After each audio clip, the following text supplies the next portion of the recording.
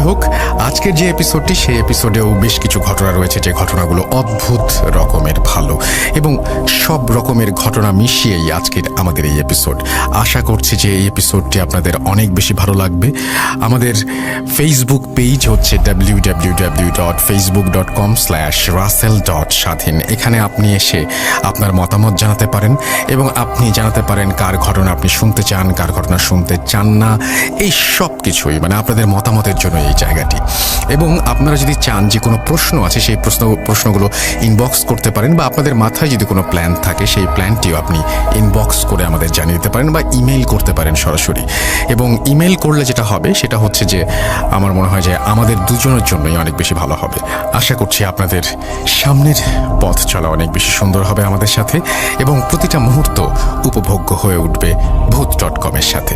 আমরা চলে যাব আমাদের আজকের প্রথম ঘটনায়। আশা করছি যে এই ঘটনাটি আপনাদের ভালো লাগবে। যদি এতটুকু ভালো লাগে বা এই ঘটনাটি যদি এতটুকু আনন্দ দিতে পারে তাহলে অবশ্যই আমাদের জানাবেন। এবং এই যে ঘটনাটি যিনি পাঠিয়েছেন তিনি চান না তার নাম বা ঠিকানা কোনো কিছু প্রকাশ করতে, সুতরাং আমরা নাম বা ঠিকানা কোনো কিছু প্রকাশ করব না। এবং তিনি আমাদের কিছু মানে প্রমাণ দিয়েছেন, সেই প্রমাণগুলো কি সেটাও বলবো না, কারণ তিনি এগুলো সব কিছুই শেয়ার করতে নিষেধ করেছেন তাদের ফ্যামিলির সেফটির জন্য। সো এটা কনফিডেন্সিয়াল থাকবে এবং এটাকে আমরা কোনোভাবেই বাইরে প্রচার করব না। আপনারা শুধু ঘটনাটি শুনুন এবং এই ঘটনাটি শুনে আশা করছি আপনারা আনন্দ পাবেন। উনি প্রথমেই লিখেছেন যে এই ঘটনাটি ব্ল্যাক ম্যাজিক নিয়ে। বুঝতেই পারছেন ব্ল্যাক ম্যাজিক আপনাদের অনেক পছন্দের একটি টপিক, যদিও আপনারাও জানেন আমিও জানি যে এটা নিয়ে বেশি মানে নাড়াচাড়া করা বা এটা নিয়ে অত বেশি ভাবা চিন্তা বা এটা নিয়ে কোনোদিন কোনো এক্সপেরিমেন্ট করতে যাওয়াটা একেবারেই বোকামি। আমরা যেটা করব সেটা হচ্ছে যে ওনার ঘটনাটি এখন ওনার মতো করে পড়ে শোনাবো। Please do not state my name, address and places informations while reading. Thank you. এটা তিনি শুরু করেছেন এভাবেই। তারপর লিখছেন, also excuse my writing in Banglish, but living abroad since my birth I am not completely able to write in Bangla. However I can just read, talk and explain the story. Okay, আমরা শুরু করি তাহলে। এরপরে তিনি বলেছেন, আসসালামু আলাইকুম রাসেল ভাইয়া, জানি আপনি ভালো আছেন কারণ সব সময় ভালোর দলে থাকেন। Thanks for coming back with ভূত.com। Please do not leave us ever again. Thank you so much এভাবে বলার জন্য। এবার পর লিখেছেন তিনি যে আমি দেশের বাইরে থাকি, ইউকেতে থাকেন তিনি, সেটা তিনি লিখেছেন। অনেক দিন ধরে লিখবো বলে কেন জানি ঘটনাটি লেখা হয়নি, ভালো লাগলে পড়ে শোনানোর অনুরোধ রইল। একদিন ভূত.com থেকে ব্ল্যাক ম্যাজিকের কিছু স্টোরিজ শুনে আমার একটি আপন আত্মীয়র জীবনের ঘটনা মনে পড়ে গেল, যেখানে আমিও কোনো না কোনোভাবে ইনভলভড।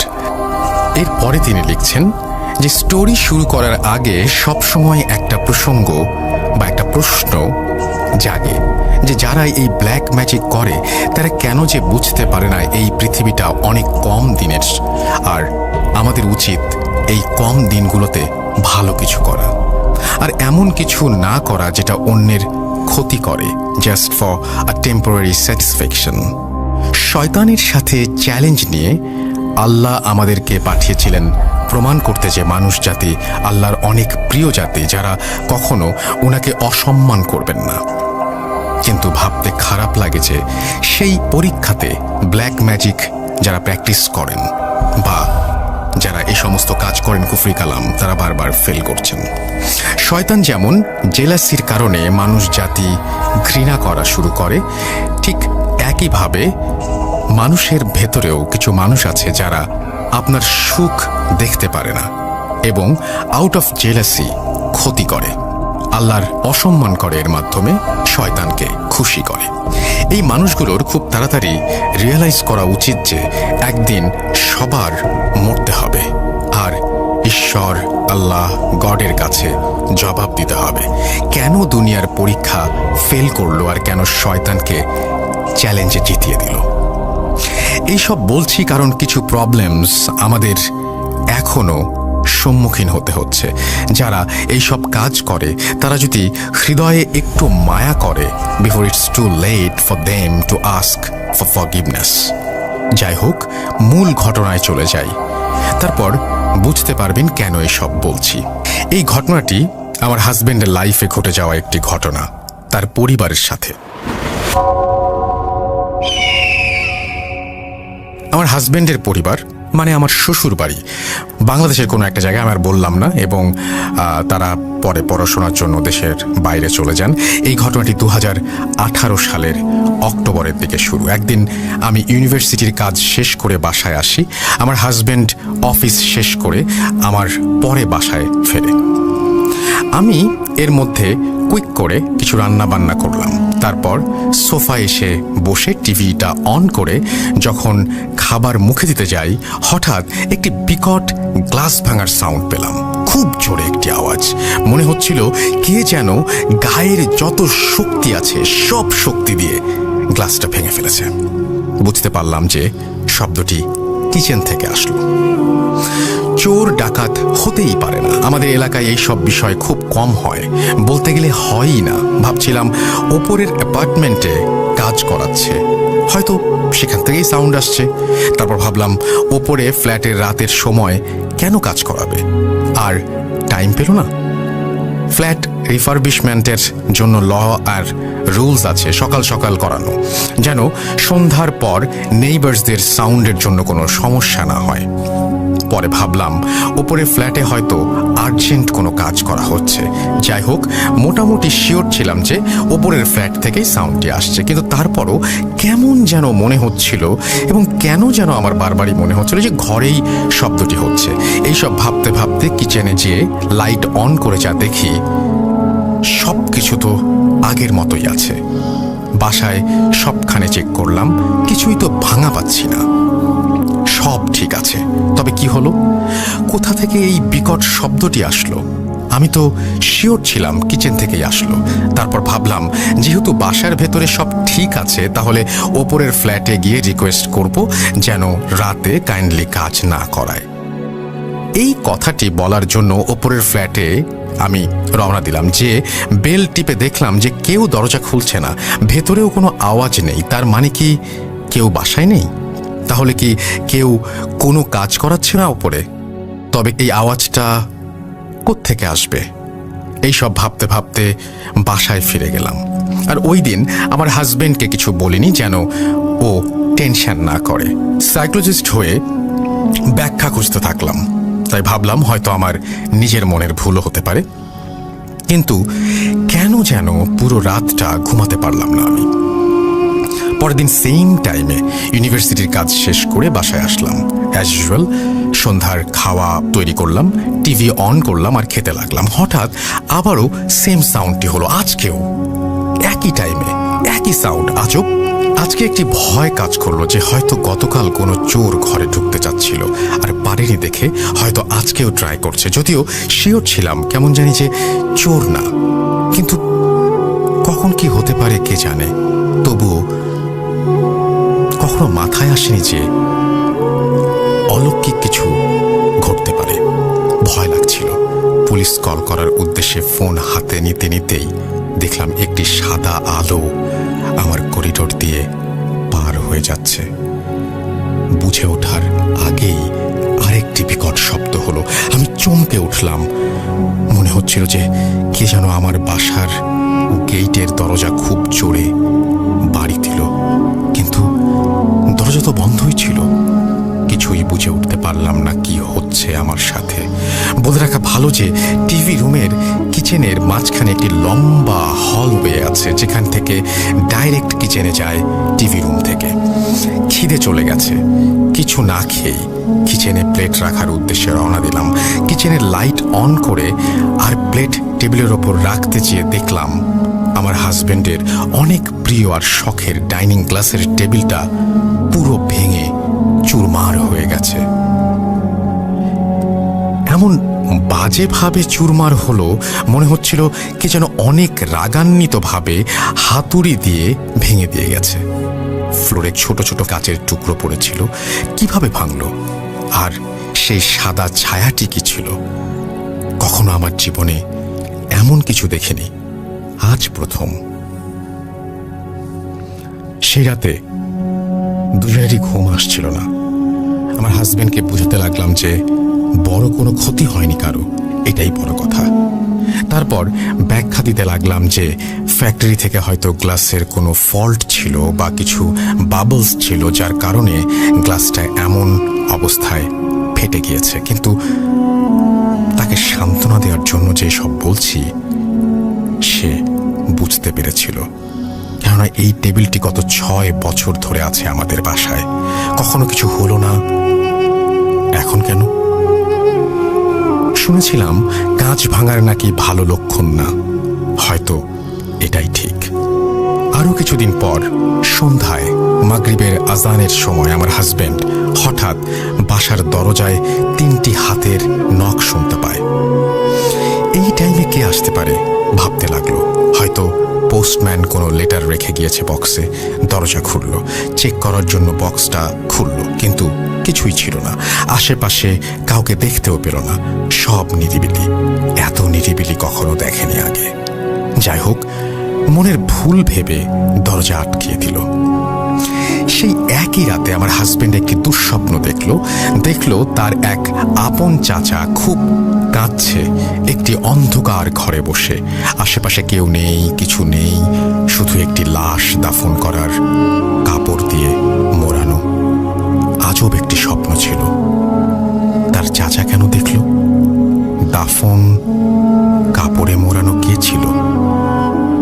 ভাবল চাচু ঠিক আছে তো। এর পরদিন তার স্বপ্নে দেখা চাচুকে সে কল দিল। উনি তো ঠিকই আছেন, কিন্তু এখানেই আমাদের বুঝতে ভুল হয়েছিল। 2018 নভেম্বরে আমার বার্থডে উপলক্ষে পার্টি দেই আমরা। ওই দিন আমার হাজবেন্ড কেমন যেন টেনশনের মতো ভাব করছিল, তার ভেতরে টেনশন কাজ করছিল। পার্টি শেষে তাকে জিজ্ঞেস করলাম কোনো কারণে আপসেট কিনা। সে বলল আজকে হঠাৎ কেমন জানি বাবার জন্য খুব খারাপ লাগছে। এত খারাপ লাগছে যে বলে বুঝাতে পারবো না। আগে কখনো এত খারাপ লাগেনি। আমি ভাবলাম অনেক বছর হয়েছে দেশে যায় না, হয়তো এই কারণেই হতে পারে। কিন্তু আসল বিষয়টা অন্যরকম ছিল। জীবনে শুনে এসেছি মা বাবারা সন্তানদের বিপদ টের পায়, কিন্তু আমার জীবনে নিজের চোখে না দেখলে কখনো বিশ্বাস করতাম না যে সন্তানরাও মা বাবার বিপদের কথা বুঝতে পারে। এর পরদিন বাংলাদেশ থেকে কল দিয়ে জানতে পারলো যে বাবা গ্রামের বাড়ি গেছে আর হঠাৎ খুব অসুস্থ হয়ে পড়েছে ওখানে। গ্রামে গেলে উনি নর্মালি একাই যেতেন। গ্রামে যাওয়ার কারণ ছিল কিছু গুরুত্বপূর্ণ কাজ বাকি ছিল ওনার, ওগুলো শেষ করে ঢাকা চলে যাবেন তাড়াতাড়ি। তার আগে উনি বাজারের দোকান থেকে এক কাপ চা খেয়ে নেন। বাবা গ্রামে গেলে সব সময় গ্রামের বাজারে এই দোকান থেকেই চা খেতেন। চা মজা হয় দেখে। পরবর্তীতে জানতে পারলাম যে ঠিক 2 সপ্তাহ আগে আমাদের কিছু ব্যাড উইশার্স, মানে যারা আমাদের হাসি মুখ সহ্য করতে পারেন না আর আমাদের পরিবারের শুধু ক্ষতি চান, তারা বাবার চায়ের কাপের ভেতর 3 বার একটা কুফরি তাবিজ চুবিয়ে দিয়ে বাবাকে সেটা খাইয়ে দিয়েছে। মানে তারা নিশ্চয়ই জানতো যে বাবা এই দোকান থেকে চা খাবেন, এখানে আসবেন। আর সেই দিন থেকেই বাবা অসুস্থ হয়ে পড়লেন এবং অসুস্থ হওয়া শুরু করলেন। যখন বাবাকে ক্ষতি করার জন্য তাবিজটি তৈরি করা শুরু হয়, তখন থেকে আমার হাজবেন্ড বিভিন্ন সাইন্স পায়। তার অনেক প্রিয় গ্লাস ভাঙা টেবিলের ওপরে, মানে যেটা ঘটে আমাদের বাসায়, চাচ্চুর কান্না, কাফনের কাপড় দিয়ে মোড়ানো মানুষ, এই সমস্ত দুঃস্বপ্নে দেখা, এবং গেটের দরজায় 3টি নখ শোনে। সবগুলোই ভালো লক্ষণের না। হয়তো এইসব সাইনের মাধ্যমে সতর্ক করে দেয়া হচ্ছিল যে কোনো বিপদ আসছে সামনে।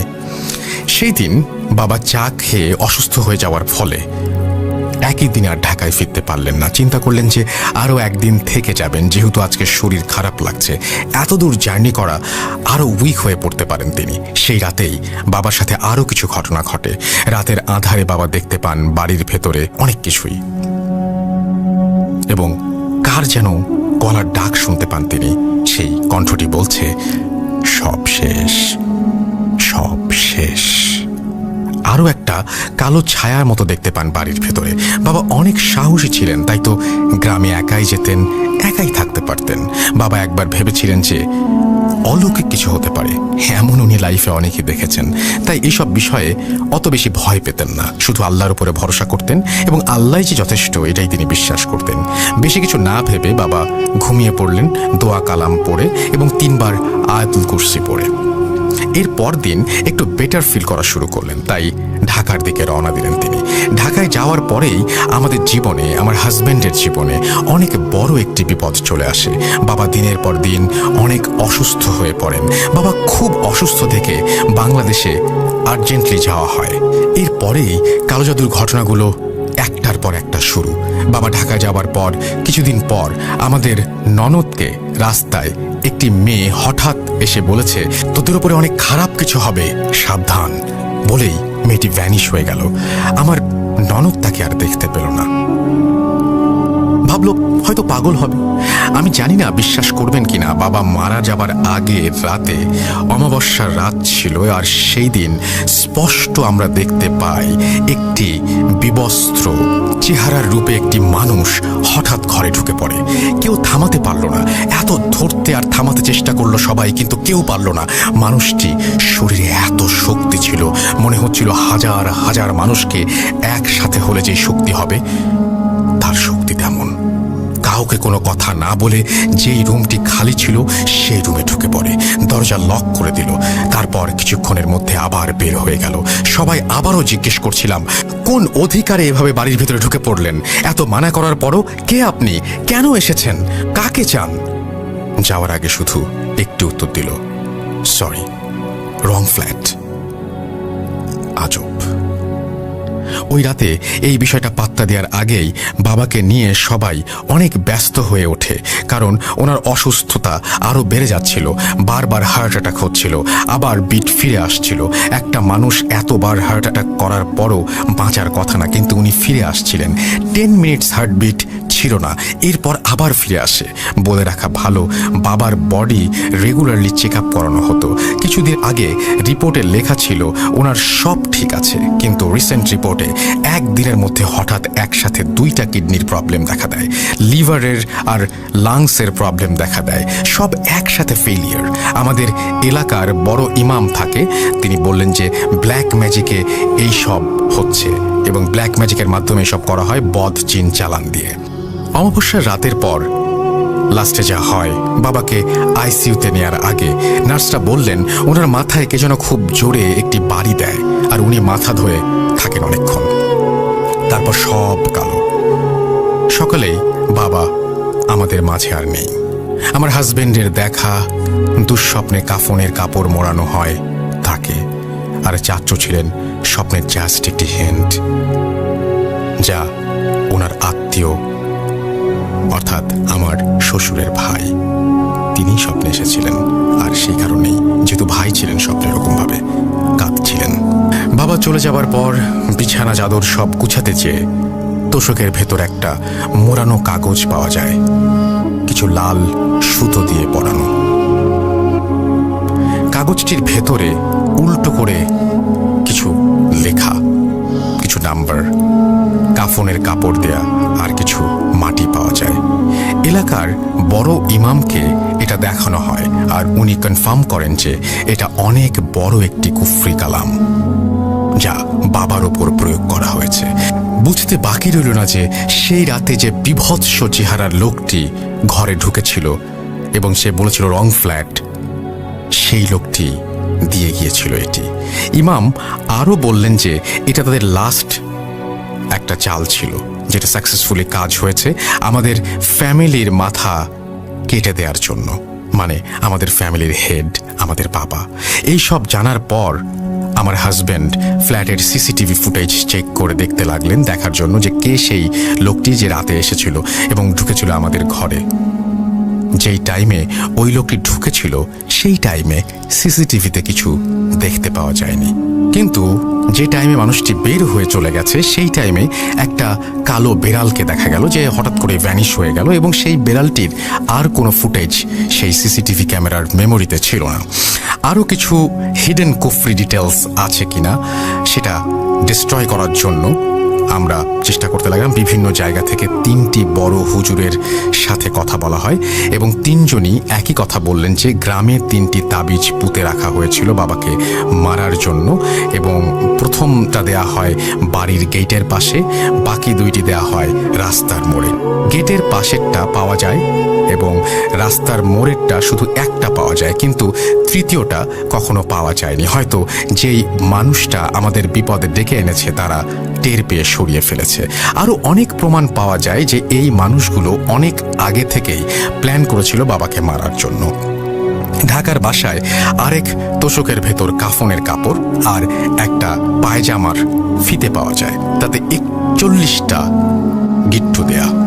ইমাম থেকে জানতে পারলাম যে প্রত্যেকটা গিট্টু দেয়া আছে, সেটার মানে হচ্ছে 1 দিন। তার মানে গিট্টুটা 40 দিন আনটিল বাবা became fully weak and ready for the final কুফরি মিশন ফর দেম, যেটা বিভৎস চেহারার সেই লোকটিকে দিয়ে করানো হয়েছিল।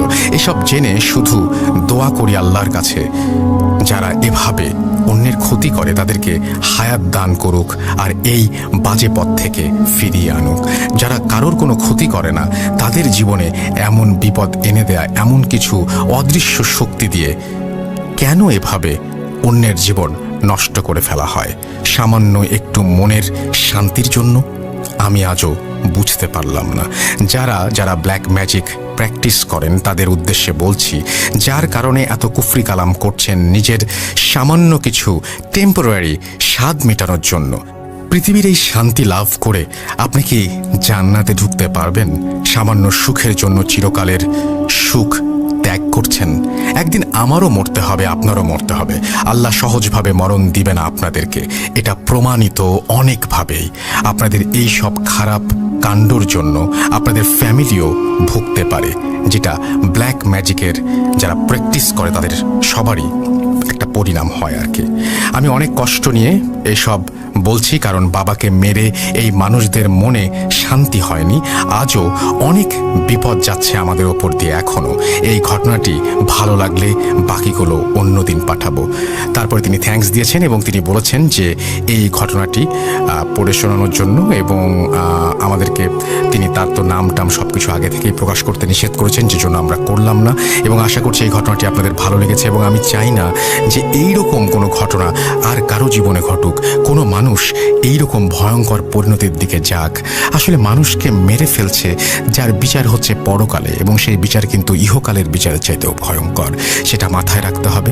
এবং এই সমস্ত ভয়ঙ্কর জঘন্য কাজ থেকে আমাদের সবারই দূরে থাকা উচিত বলে আমি মনে করি। আমার জ্ঞান খুব স্বল্প, আমি মানে যতটুকু বুঝি ততটুকু হচ্ছে যে আমি আমার চাইতে এইটুকু বুঝি যে আমার চাইতে অনেক জ্ঞানী মানুষ এই পৃথিবীতে আছেন। আপনারা আমার কথা না শুনলেও তাদের পরামর্শ নিয়ে দেখতে পারেন যে এই ধরনের পথে পা বাড়ানো কখনো উচিত না। আমি তাদের আলোকে তাদের সাথে কথা বলে আমি আপনাদের বলছি যে এরকম পথে পা বাড়াবেন না, এবং আপনি নিজের জীবনটাকে ধ্বংস করবেন না, আপনার পরিবারকে ধ্বংস করবেন না। অন্য কারো ক্ষতি করতে হলে বা অন্য কারো ক্ষতি করলে আপনি নিজেও একদিন সেই ক্ষতিতে পড়তে পারেন। এই কথাটা প্লিজ মনে রাখবেন। এরকম ঘটনা যদি আপনার কাছেও থাকে তাহলে পাঠিয়ে দিন russell.booth.com@gmail.com অ্যাড্রেসে। আশা করছি এই ঘটনাটি আপনাদের সবার ভালো লেগেছে। আমরা চলে যাব পরের ঘটনায়। Spirit, be here with me.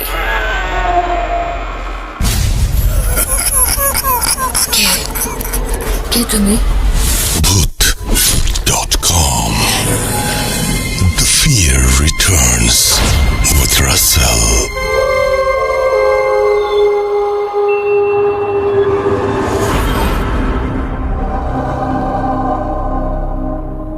আরও একবার আপনাদের সবাইকে স্বাগত জানাচ্ছি Booth.com-এ। আশা করছি সবাই ভালো আছেন, ভালোর দলে আছেন। 34 নম্বর এপিসোড আজকে, এবং আপনারা সাথে আছেন বলেই আমাদের এই পথ চলা সম্ভব হয়েছে। আর সেই জন্য আরও বেশি করে আপনাদের ঘটনা চাই, আরও বেশি করে চাই যে আপনারা ঘটনা পাঠান আমাদের ইমেল অ্যাড্রেসে। আমাদের ইমেল অ্যাড্রেস হচ্ছে russell.booth.com@gmail.com। আপনার নাম, ঠিকানা এবং ফোন নম্বর সহ আপনার জীবনে ঘটে যাওয়া বা আপনার জানা সেরা ঘটনা লিখে পাঠিয়ে দিন আমাদের কাছে।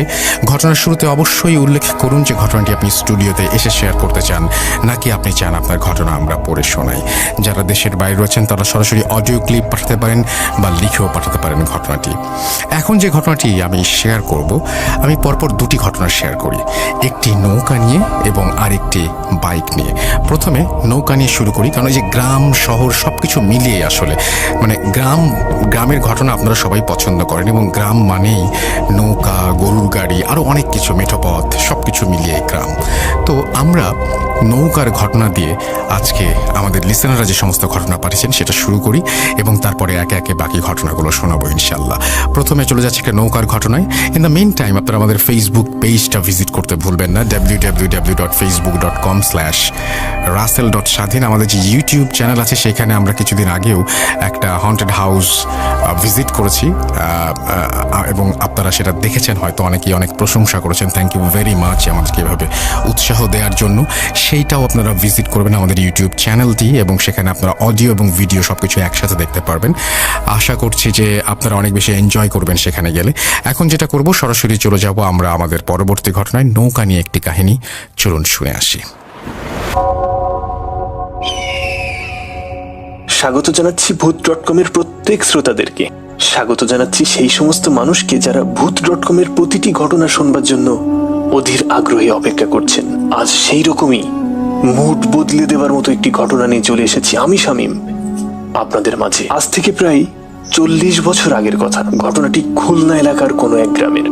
যাদের সাথে ঘটনাটি ঘটেছিল তাদের ছেলে ঠিক যেভাবে বলেছেন আমাকে, আমি তার মতো করে আপনার সামনে বলবার চেষ্টা করছি। আমার বাবা পোস্ট অফিসে চাকরি করতেন, আমার মা গৃহিণী ছিলেন। আমাদের গ্রাম থেকে বাবার অফিস 20-22 কিলোমিটার দূরে। যাতায়াতের একমাত্র রাস্তা নদীপথ। বাবার ওখানে নতুন পোস্টিং হয়েছিল। কয়েকদিন অফিস করবার পরপরই বাবা গ্রামের বাড়িতে এসে একদিন করে থেকে যেতেন।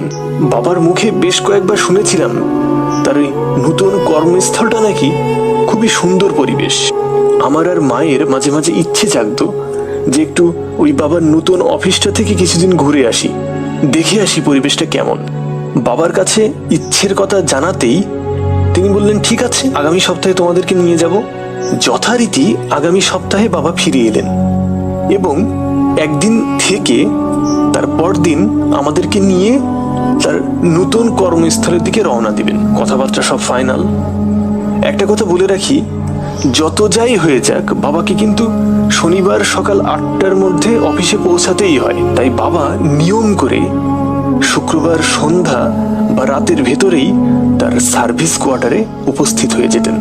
আমরা সেদিন বিকালের একটু আগেই, মানে মোটামুটি দুপুরের খাওয়া দাওয়া করে যাত্রা শুরু করি। আমরা যেদিন যাত্রা করি সেদিনও ছিল শুক্রবার। সবকিছু গুছিয়ে টুছিয়ে আমাদের গ্রামের বাড়ি থেকে বেরোতে বিকালটা পার হয়ে গিয়েছিল। আমাদের গ্রাম থেকে নৌকার ঘাট মাত্র 1.5 কিলোমিটার। আমি, বাবা ও মা হাঁটতে হাঁটতে ঘাটে পৌঁছালাম। সম্ভাবনা ছিল সন্ধ্যার অন্ধকার নামার আগেই নৌকাতে উঠে পড়ব, কিন্তু ঘাটে যেয়ে দেখলাম কোনো নৌকা নেই সেখানে। অনেকক্ষণ চুপচাপ বসে রইলাম নৌকার অপেক্ষায়।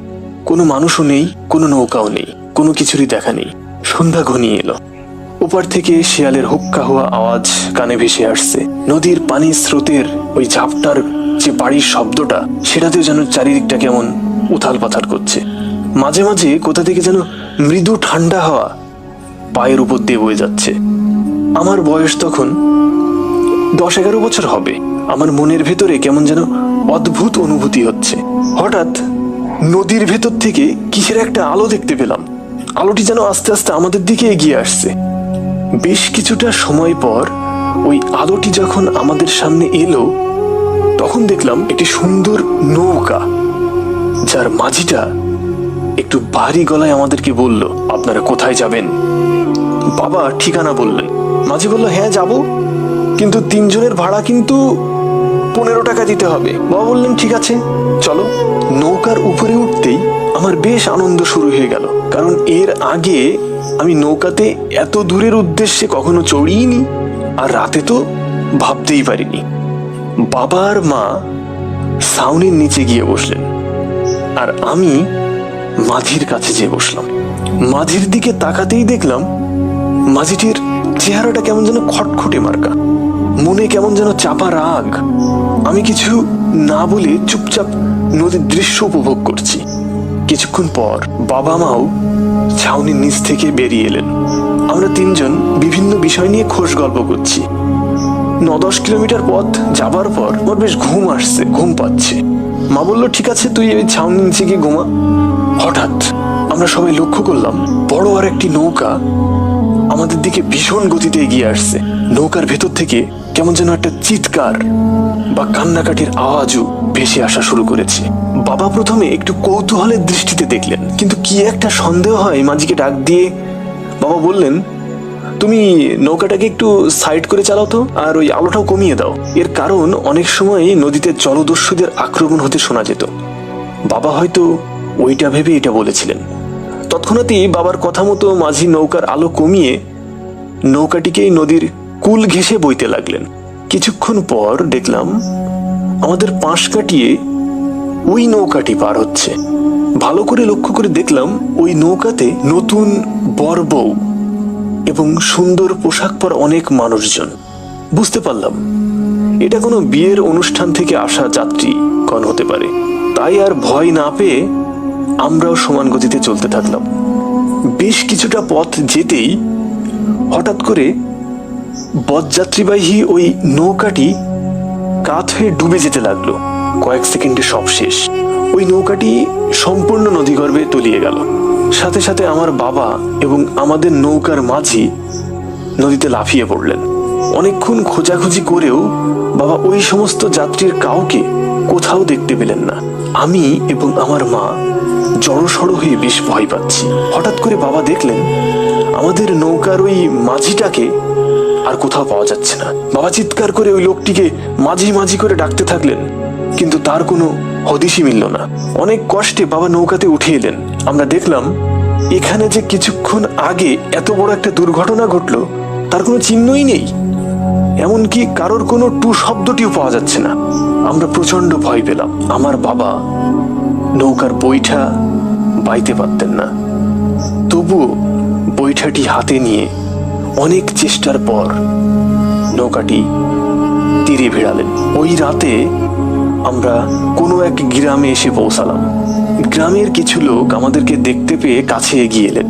তারা জানতে চাইলেন আমরা এখানে কেন, আমরা এখানে কি করছি, আমরা কোথাও যাব কিনা। বাবা ওনাদেরকে সবকিছু খুলে বললেন যে এই ঘটনা। ওদের ভেতর একজন বললেন যে আজ থেকে প্রায় 1 বছর আগে ওইখানে এক বরযাত্রীবাহী নৌকা নাকি ডুবে গেছিল। সেই নৌকার সব যাত্রী নাকি মারা গেছিল, শুধু মাঝি বেঁচে ছিল। ওই মাঝি আবার ওই মৃতদের গা থেকে গহনা টহনা ইত্যাদি চুরি করে বাড়ি চলে আসছিলেন। হঠাৎ পথের মাঝেই কোনো এক কায়দায় সেও নাকি মারা যায়। কে কিভাবে যে মাঝিকে মেরে রেখে গেছিল তাকেও বুঝতে পারিনি। ওই মাঝির বাড়িটাও নাকি ওই গ্রামেই ছিল। ওই সমস্ত কথা শুনে আমরা প্রচন্ড ভয় পেলাম। আর রাতে নৌকায় যাতায়াত করবার শখ চিরকালের মতো হারিয়ে গেল। আজও সেই দিনের কথা আমার চোখে ভাসে। সেই আর্তনাদ, হাহাকার আমার কানে মৃদু সুরে বাজতে থাকে। বাবা আর বেঁচে নেই, কিন্তু সেই করুণতা, নিঃসঙ্গতা, অসহায় মুহূর্তটা আজও আমার মাঝে দাগ কেটে রেখে যায়। আজও মাঝে মাঝে ঘুম ভাঙিয়ে দিয়ে যায়। ঘটনাটি ঘটেছিল খুলনার কোনো এক গ্রামে, আর নদীর নাম ছিল পশুর নদী। আজও হয়তো ওরকম রাতে দেখা মিলতে পারে কোনো একটি বরযাত্রীবাহী নৌকা। আমরা তাদের আত্মার শান্তি কামনা করি। পরবর্তী দিন আরো এক নতুন ঘটনা নিয়ে আপনাদের সামনে হাজির হব আমি শামীম। ততক্ষণ শুনতে থাকুন ভূত.com। Spirit, be here with me.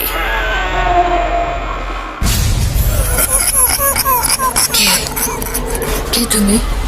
Bhoot.com. The fear returns with Russell.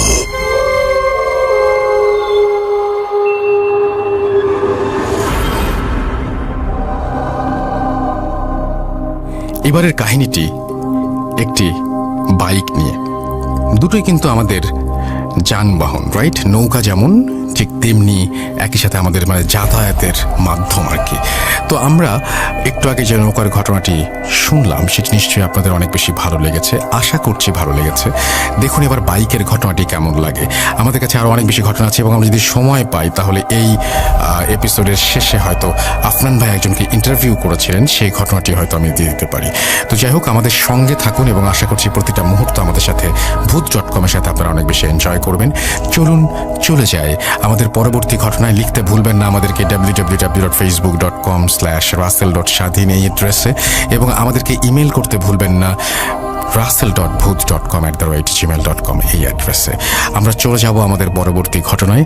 আশা করছি ভূত.com-এর সাথে আজকের পুরো সময়টা ভয়ঙ্কর আনন্দে কাটবে। চলুন শুনে আসি পরবর্তী ঘটনা। আসসালামু আলাইকুম রাসেল ভাই, আশা করি আপনি এবং আপনার সকল লিসেনার অনেক অনেক ভালো আছেন, এবং আমি সব সময় ব্যক্তিগতভাবে সেই দোয়াই করি। তো আমি যখন থেকে আপনি ভূত এফএম করতেন সেই তখন থেকেই আমি আপনার একজন নিয়মিত লিসেনার, এবং আজও পর্যন্ত যখন ভূত এফএম শেষ হয়ে গেছে তারপর থেকে আমি আপনার ভূত.com-এর একজন নিয়মিত শ্রোতা। তো আমি কখনো কোনো ঘটনা আপনাকে পাঠাইনি, এটি হচ্ছে আমার প্রথম ঘটনা। আমি কোনো ঘটনা পাঠাইনি কারণ এই যে আমি এই ভূত প্রেত কিংবা অস্বাভাবিক কোনো ঘটনা একদমই বিশ্বাস করতাম না। কিন্তু মাত্র কয়েকদিন আগে, এই সপ্তাহখানেক আগে আমার সাথে ঘটে গেল এই অমীমাংসিত একটি ঘটনা। তাই আমি মনে করলাম যে রাসেল ভাইয়ের সাথে এই ঘটনাটি শেয়ার করা উচিত। তাই আমি আপনাকে ঘটনাটি পাঠালাম, এবং আপনার যদি ভালো লাগে তাহলে অবশ্যই সবার সাথে শেয়ার করবেন এবং ভুল ত্রুটি ক্ষমা করবেন। তো চলে যাচ্ছি মূল ঘটনায়। ঘটনাটি ঘটেছিল মাত্র 7 দিন আগে। বলে রাখা ভালো, আমি কিছুদিন আগেই একটি নতুন বাইক কিনি, এবং বাইকটি প্রথম সার্ভিসিং করানোর জন্য আমি আমার জেলা শহরে চলে যাই, এবং যেখানে ঘটনাটি ঘটেছে সেখানে একটি ব্রিজ রয়েছে। আমি বলছি মানিকগঞ্জ জেলার সাটুরিয়া থানার একটি ঘটনা। তো আমি যখন মানিকগঞ্জ থেকে আমার বাইকটি সার্ভিসিং করে নিয়ে আসছিলাম, সেদিন ছিল ঝুম বৃষ্টি এবং আকাশটা কেমন যেন মেঘলা ধরনের ছিল। এমন ঝুম আবহাওয়া আমি খুব কমই দেখতে পেয়েছি। তার মধ্যে আমার গাড়ির কাজটি করাতে করাতে তখন একদম দুপুর হয়ে যায়। তো দুপুরবেলায় আমি যখন আসতেছিলাম তখনও আমার জেলা শহরে প্রচণ্ড পরিমাণে বৃষ্টি হচ্ছিল। কিন্তু আস্তে আস্তে যখন আমি সেই ব্রিজের কাছে আসি, অর্থাৎ যেখানে ঘটনাটি ঘটেছিল সেখানে যখন আমি আসি, তখন এমন পরিমাণে রোদ আমি লক্ষ্য করি যেন পিঠ যেন আমার চলে যাচ্ছে। তো আমি আমার জেলা শহর থেকে রওনা হই 11টার সময়, এবং আমি যেখানে ঘটনাটি ঘটেছে সেখানে এসে পৌঁছাই প্রায় 1টার সময়। তখন প্রচুর রোদ উঠেছিল, এবং আমি আমার বাইকের একটি পেপারস আমার পকেটে রেখে নিয়ে আসছিলাম। তো যেখানে ঘটনাটি ঘটেছে সেখানে এসে আমার কেন যেন মনে হলো আমার পকেট থেকে কি যেন পড়ে গেল। তো আমি বাইকটি স্টার্ট বন্ধ করলাম এবং স্ট্যান্ড করলাম, এবং পিছনের দিকে একটু হাঁটলাম যে দেখি আমার কি পড়লো। আমি লক্ষ্য করলাম যে আমার প্যান্টের পকেটে আমার সেই বাইকের পেপারসটি নেই। অর্থাৎ পেপারসটি বলতে বাইকের যে একটি ইউজার ম্যানুয়াল বুক থাকে যেটিতে বাইক ফ্রি সার্ভিসিং করানো যায়, সেই পেপারসটির কথা বলছি আমি। তো আমি লক্ষ্য করলাম যে আমার সেই পেপারসটি আমার পকেটে নেই, কিন্তু আমার ওখানেই মনে হয়েছিল যে কি যেন এখানে পড়লো। তো আমি অনেক খুঁজলাম, কিন্তু আমি আমার পেপারসটি খুঁজে পেলাম না। তো আমি মনে মনে ভাবলাম যে আমি আমার বাইকের প্রথম সার্ভিসিংটা ফ্রি করালাম, বাকি আমার 3টে ফ্রি সার্ভিস পাওয়ার কথা, কিন্তু সেটা তো আমি পাবোই না। তো একটু খুঁজে দেখি। তো আমি কি করলাম, বাইক নিয়ে আবার আমার জেলা শহরের দিকে একটু ব্যাক করার চেষ্টা করলাম। অনেক দূর পর্যন্ত গেলাম, কিন্তু না, আমি আমার সেই বইটিকে কোথাও খুঁজে পেলাম না। তো আমি আবার বাসার দিকে ফিরে আসলাম এবং যেখানে মনে হয়েছিল যেখানে কিছু একটা পড়েছে সেখানে আমি আরেকবার খুঁজে আসলাম, কিন্তু সেখানে আমার বইটি পেলাম না। উল্লেখ্য, আমি সেই বইটি আমার প্যান্টের পকেটে ঢুকিয়ে তারপর আসছিলাম। তো আমার প্যান্টের পকেট আমি আরো কয়েকবার চেক করলাম, আমার প্যান্টের পকেটেও সেই বইটি ছিল না।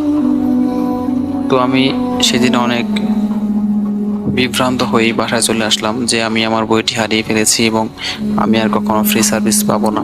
তো আমি বাসায় আসার পর আমার শার্ট, প্যান্ট এবং বাইকটি আবার পানি দিয়ে ধুয়ে বাইককে ঠিক জায়গায় রেখে দিলাম এবং আমার প্যান্টগুলো শুকাতে দিলাম। তো তারপরের দিন কোনো একটা কাজে আমাকে আবার আমার জেলা শহরের দিকে রওনা হচ্ছি, আমাকে আবার যাওয়া লাগবে। এমনকি আরো খোঁজ নিতে হবে যে বইটা আমি কোথায় রেখেছি কিংবা কি করেছি। তো প্রথম দিন যেখানে ঘটনাটি ঘটেছিল, যে আমার মনে হয়েছিল যে এখানে হয়তো কিছু একটা পড়েছে, আমি খোঁজ করেছিলাম, আমার বইটি পেলাম না। তো দ্বিতীয় দিন যখন আমার জেলা শহরের দিকে যাচ্ছি, ঠিক দুপুর 1টায় সেই ব্রিজের কাছে যাওয়ার পর মুহূর্তে আমার আবারও মনে হলো যে আমার পকেট থেকে কি যেন পড়ে গেল। এবার আমি আবারও বাইকটি স্টার্ট বন্ধ করলাম এবং খেয়াল করতে থাকলাম যে কি পড়লো আমার বাইক থেকে। খোঁজাখুঁজি করার পর দেখলাম যে সেই আমার যে গতদিন হারিয়ে যাওয়া যে বইটি ছিল, সেই বইটি রাস্তার মধ্যে পড়ে রয়েছে। আমি বুঝতে পারলাম না, সেদিন আমি অনেক খোঁজাখুঁজি করেছি, সেখানে আমার বইটি আমি কখনো খুঁজে পাইনি।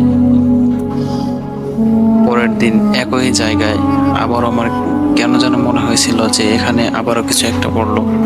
তখন আমি ঘুরে দেখি আমার বইটি আমার কাছ থেকে পড়লো। আমি খুঁজে অবাক হয়ে গেলাম এবং আমি ঘটনার কোনো কুল কিনারা করতে পারলাম না যে কেন এমন হলো।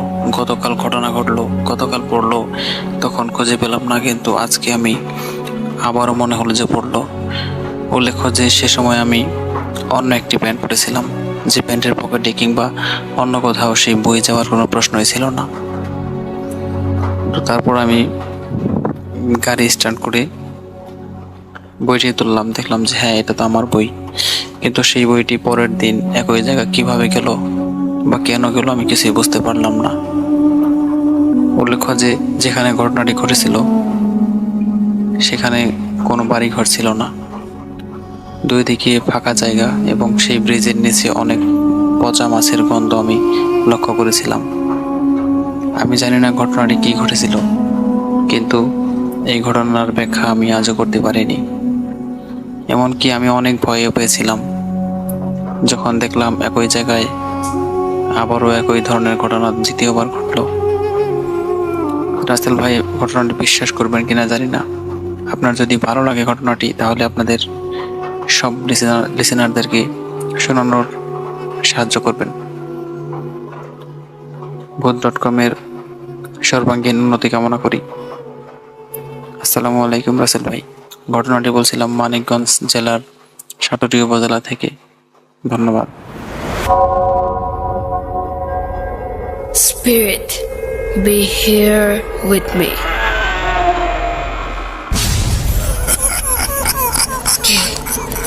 Get to me.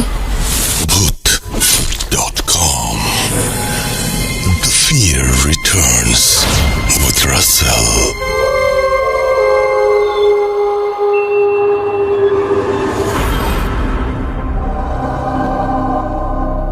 আরও একবার আপনাদের সবাইকে স্বাগত জানাচ্ছি আমি রাসেল। আশা করছি সবাই ভালো আছেন এবং ভালোর দলেই আছেন।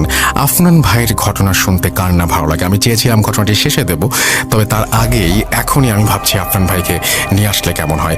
আপনারা নিশ্চয়ই বিপ্লবদার সাথে পরিচিত ফেসবুকের মাধ্যমে বা বিভিন্ন কারণে, কারণ আফনান ভাই যখন রাজবাড়িতে ছিলেন তখন তাকে নিয়ে বেশ কিছু কথা তিনি শেয়ার করেছিলেন এবং এই ঘটনাটি কিন্তু সেই লাশ কামালের ঘটনার সাথে রিলেটেড সামহাও। সুতরাং আপনারা যারা লাশ কামালের ঘটনা শুনেছেন তাদের কাছে এই ঘটনাটা অনেক বেশি পরিচিত মনে হবে এবং এই ঘটনা আরও একটা দৃষ্টিকোণ থেকে আপনি শুনতে পারবেন বা আপনার ভালো লাগবে আশা করি।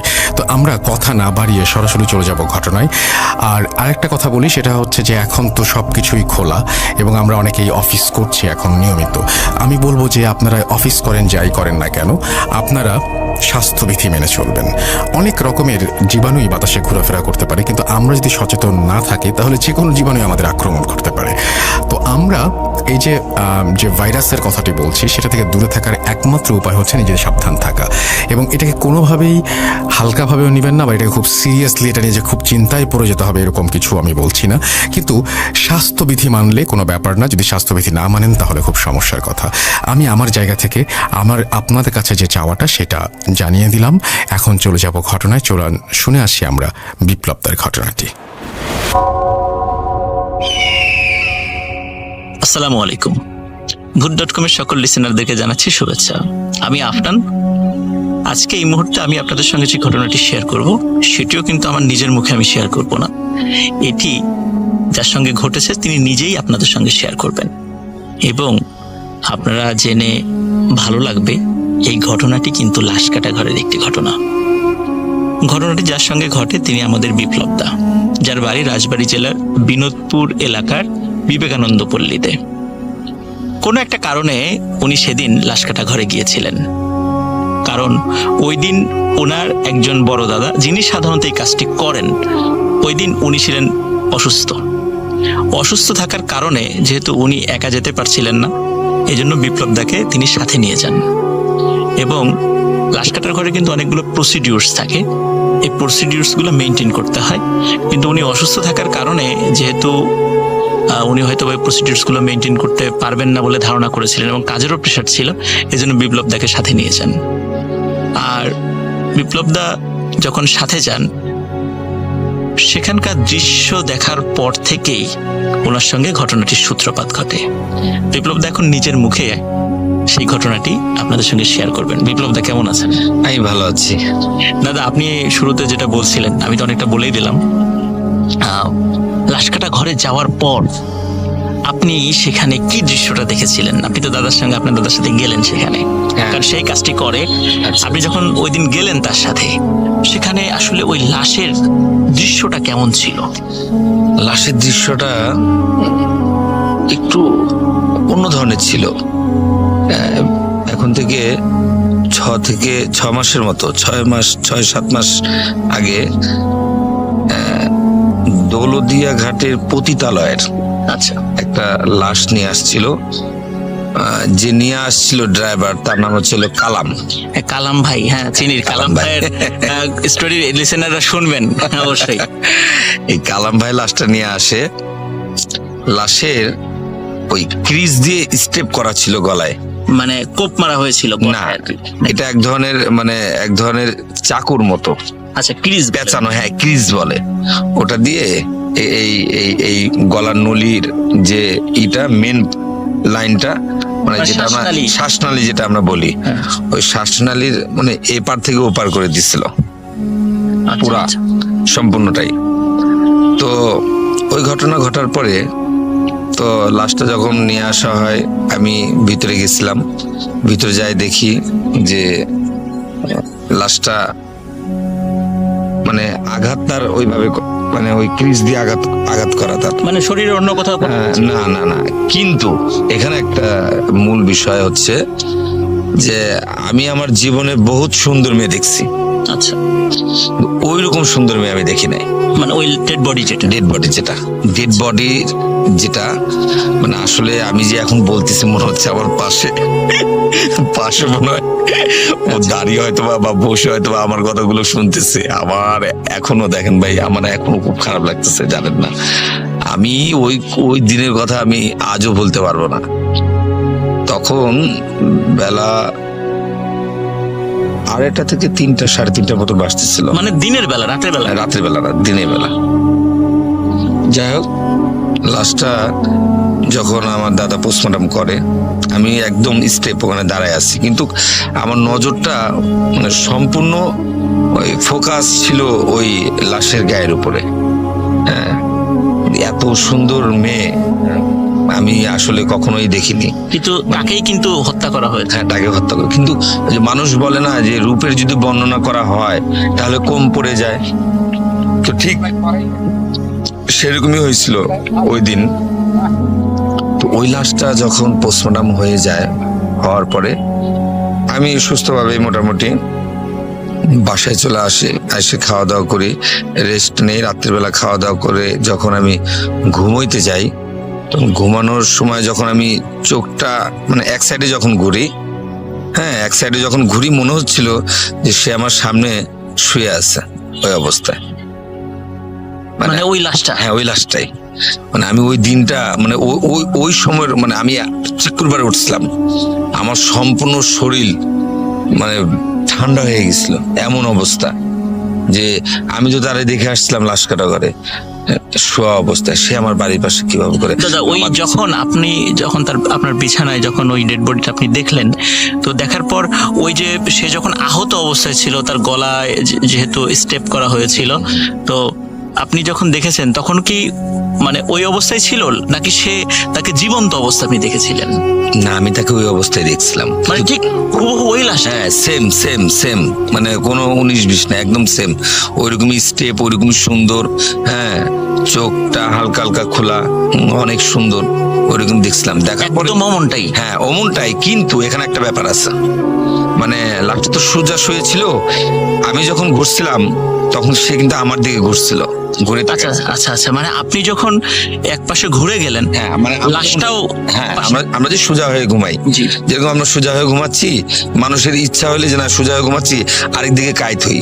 ওই যখন আমি আরেক দিকে কাইত হই, দেখি যে লাশটা আমার সামনে সেম ভাবে শুয়ে আছে।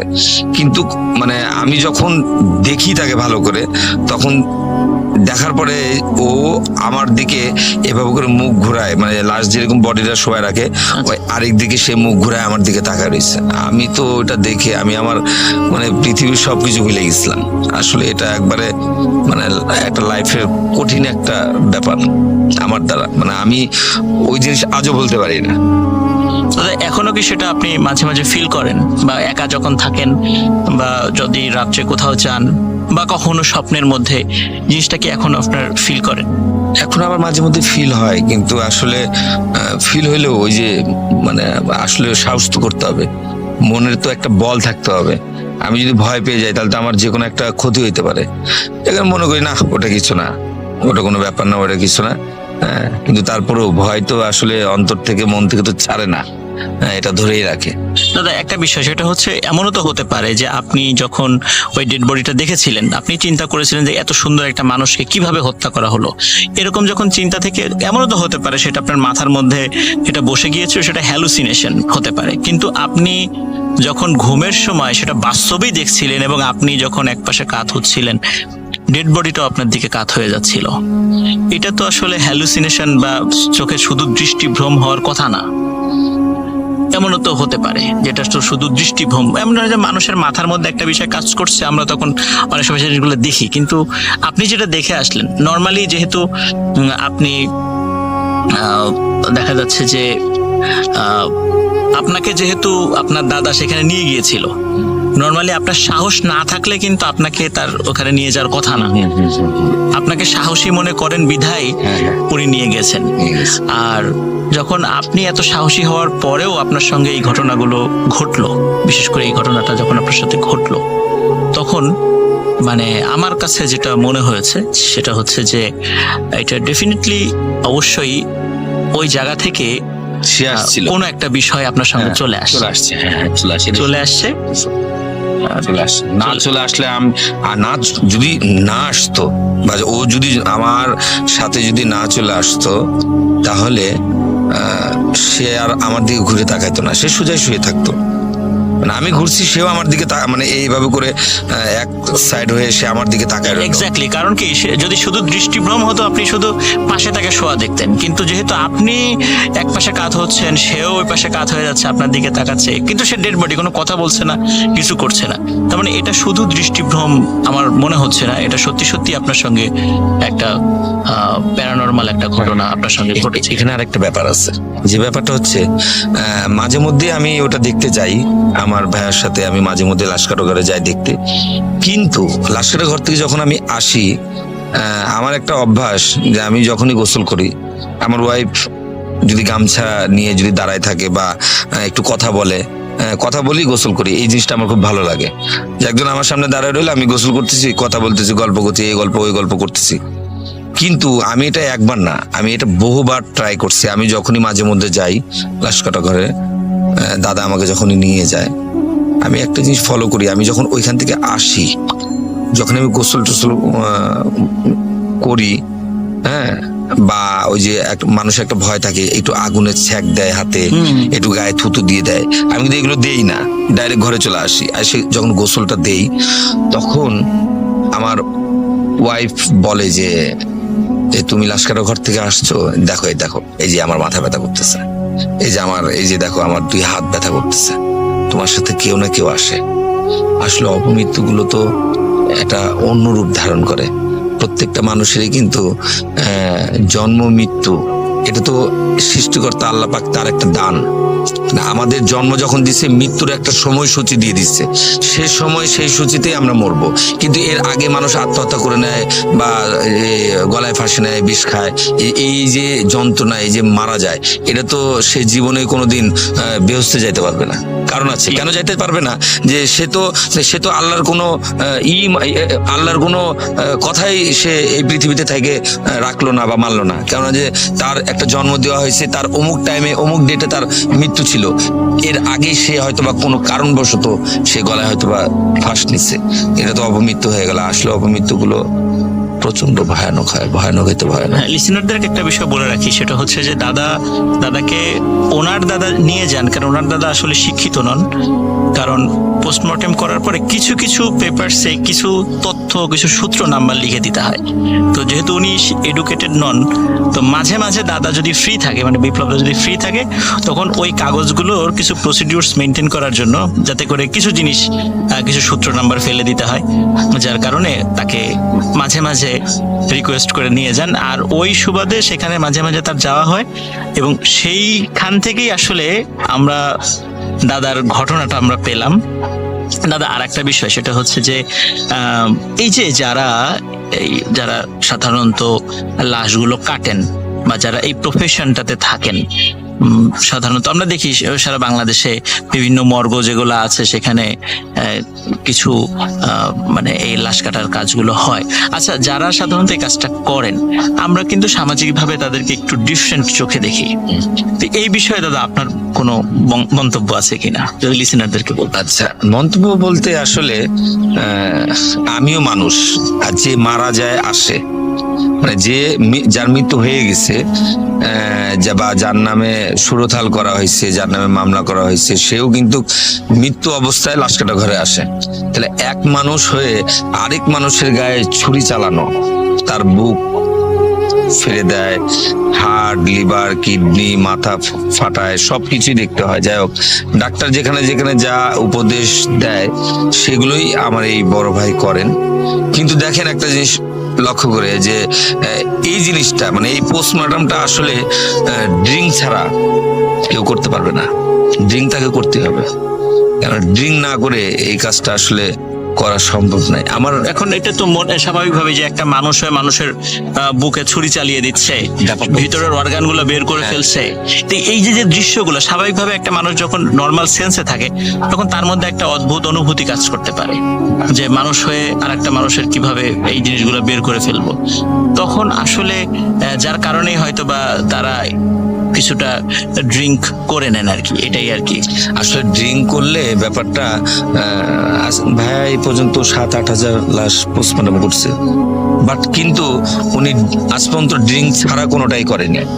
ড্রিঙ্ক যখনই উনি করে তখন ওনার সেন্স আর তখন কাজ করে না, তখন সে কারোর সাথে মানে সুস্থ মাথায় কারোর সাথে কথা বলে না।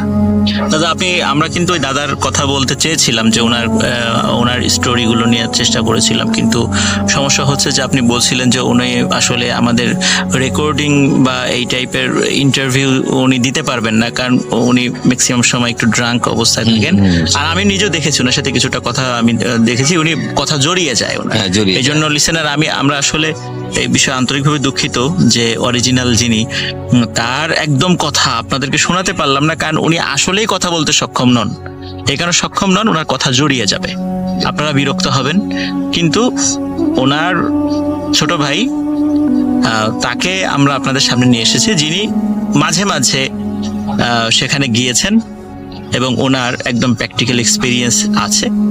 এই জন্য ওনার কথা আমি আপনাদেরকে শোনালাম। তো দাদা আপনাকে অসংখ্য ধন্যবাদ। আশা করি আপনার আরো অনেক ঘটনা আমরা পাবো, কারণ যেহেতু আপনি আপনাদের পাশেই এরকম ব্যক্তি আছেন এবং পরিচিতর মধ্যে আমরা জানি যে লাশ কাটা ঘর রিলেটেড অসংখ্য ঘটনা আমরা বিভিন্ন সময় শুনেছি, শুধু মানুষের মুখেই শুনতাম। আজ কিন্তু একদম ফার্স্ট আপনার কাছে শুনলাম যিনি একদম সেখানে প্রত্যক্ষ করেছেন।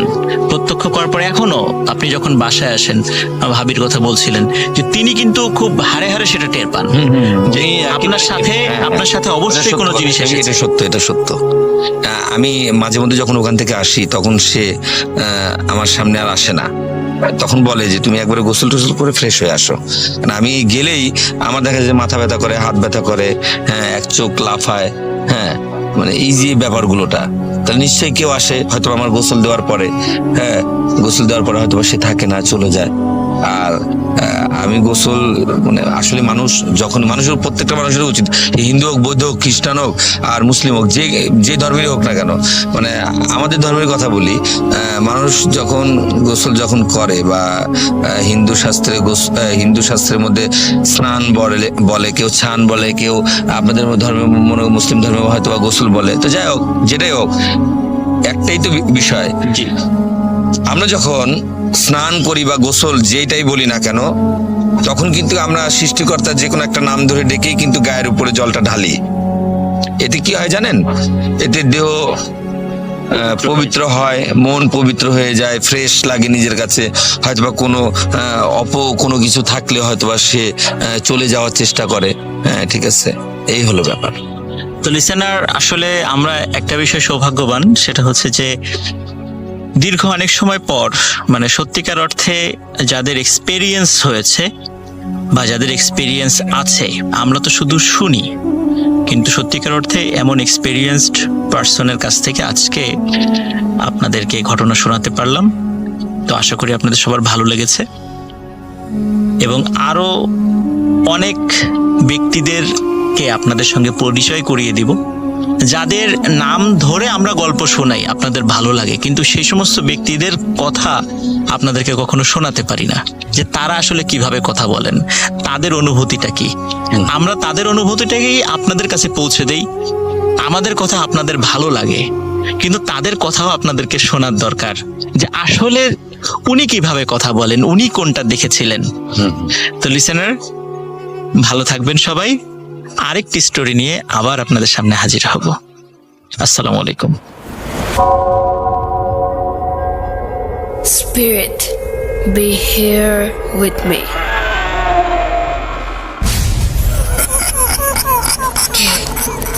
কে তুমি? Bhoot.com. The fear returns with Russell.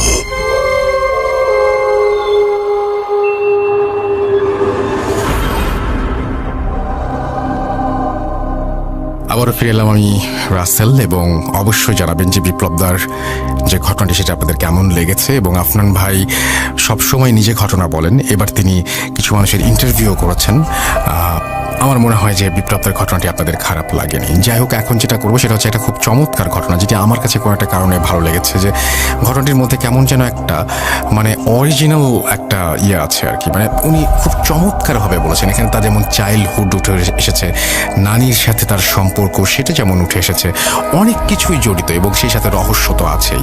তো আমার মনে হয় সব মিলিয়ে এখন যে ঘটনাটি আমি আপনাদের শোনাবো সেটি হয়তো আপনাদের খারাপ লাগবে না। তো আমি কথা না বাড়িয়ে সরাসরি চলে যেতে চাই ঘটনায়। আশা করছি যে এই ঘটনাটি আপনাদের ভালো লাগবে এবং আপনাদের অনেক অনেক অনেক বেশি আনন্দ দেবে। তো আমরা ঘটনায় যাওয়ার আগে আরও একবার বলতে চাই যে আপনি যদি আমাকে লিখতে চান তাহলে চলে যান russell.booth.com@gmail.com এই অ্যাড্রেসে, এবং সেই সাথে আমাদের ফেসবুকে যদি কিছু লিখতে চান তাহলে ভিজিট করুন www.facebook.com/russell.স্বাধীন। আমরা আসলে চেষ্টা করি সবচেয়ে ভালো ঘটনাগুলোই আপনাদের সামনে হাজির করার, এবং আপনারা যদি ঘটনা পাঠানো বন্ধ করে দেন তাহলে ভূত.com বন্ধ হয়ে যাবে, একদম পরের দিন থেকে একদম সোজাসুজি বন্ধ হয়ে যাবে। সুতরাং আমি অনুরোধ করবো যে বেশি বেশি করে ঘটনা পাঠান। এবং যেহেতু প্যান্ডেমিক সিচুয়েশন এখনও, মানে আমি বলবো যে কোভিড চলে গেছে বা এরকম কিছু, কিন্তু আমি এইটা বলতে পারি আপনাদেরকে যে আপনারা স্বাস্থ্যবিধি মেনে এখন চাইলে স্টুডিওতে আসতে পারেন। মানে I am ready for that. If you want you can come and এখানে এসে you can share your story. তো এটা আপনারা ভেবে দেখবেন। যদি আপনারা আসতে চান ডেফিনেটলি আপনারা সেটা মেনশন করবেন একদম মেইলের ফার্স্টেই, আপনার নাম, ঠিকানা এবং ফোন নাম্বার দেওয়ার পরে আপনি বলবেন যে আমি স্টুডিওতে এসে ঘটনাটি শেয়ার করতে চাই, বা একেবারে ফার্স্টে হেডলাইনেও দিতে পারেন যে আমি স্টুডিওতে এসে ঘটনাটি শেয়ার করতে চাই। এবং যারা স্টুডিওতে শেয়ার করবেন তারা অবশ্যই ফোন নাম্বার দিতে ভুলবেন না। আপনার ফোন নাম্বারটি নিয়ে আমরা যেটা করব, আপনাকে ফোন করব এবং আমাদের অ্যাড্রেস সম্পর্কে জানাবো, কিভাবে আমাদের সাথে যোগাযোগ করতে হবে সেটাও জানাবো, যাতে আপনারা খুব সহজেই এখানে এসে পৌঁছাতে পারেন এবং ঘটনাটি আপনারা আমাদের সাথে শেয়ার করতে পারেন। কোনো কথা না বাড়িয়ে আমরা চলে যাব সেই দাদির ঘটনায়। আশা করছি এই ঘটনাটি আপনাদের অসম্ভব ভালো লাগবে। চলুন শুনে আসি ঘটনাটি। আসসালামু আলাইকুম রাসেল ভাই, আশা করি ভালো আছেন। বুথ.com এর সকল শ্রোতাদের আমার শুভেচ্ছা। বুথ এফএম এবং বুথ.com এর শুরু থেকে আমি আসছি এখন পর্যন্ত। তো আমি সুমন, মালয়েশিয়া থেকে। আমার গ্রামের বাড়ি ব্রাউনবাড়িয়া। আজকে আমি যে ঘটনাটি বলবো, ঘটনাটি 2004 সালে ঘটে। আমার বয়স তখন 14 বছর। তো বলে রাখি, আমি নানার বাড়িতে ছোটবেলা লেখাপড়া করছি, নানার বাড়িতে ছিলাম। তো ঘটনাটা আমার নানু এবং আমি ফেসিং। আমার নানু একজন ধার্মিক লোক ছিলেন এবং সামাজিক যে কোনো কাজে মানুষের উপকারে সবসময় নিজে মানে সার্ভ করতেন। যেমন আপনার থাকে না গ্রাম অঞ্চলে কিছু কিছু মানুষের বিপদে আগে আসে, যেমন বিভিন্ন কাজে মহিলাদের সমস্যা, বাচ্চা কাচ্চার সমস্যা হইলে, কেউ ভয় পাইলে বা কেউ পানিতে পড়লে বা কেউ পেট ব্যথা, এইরকম বিভিন্ন রোগের চিকিৎসা করতেন নানু ন্যাচারালি গাছের লতা পাতা দিয়া। কিছু কিছু আবার ইসলামিক নীতিমালায় করতেন আর কি। তো আরেকটা কাজ করতেন নানু, সেটা হলো আপনার ডেলিভারি কাজটা নানু করতেন। এটা কোনো পেশা না, মূলত আপনার মানুষের উপকারের জন্য। তো আমার একজন মামা, আমি, নানা, নানি, মামানি, মোট 5 জনের ফ্যামিলি।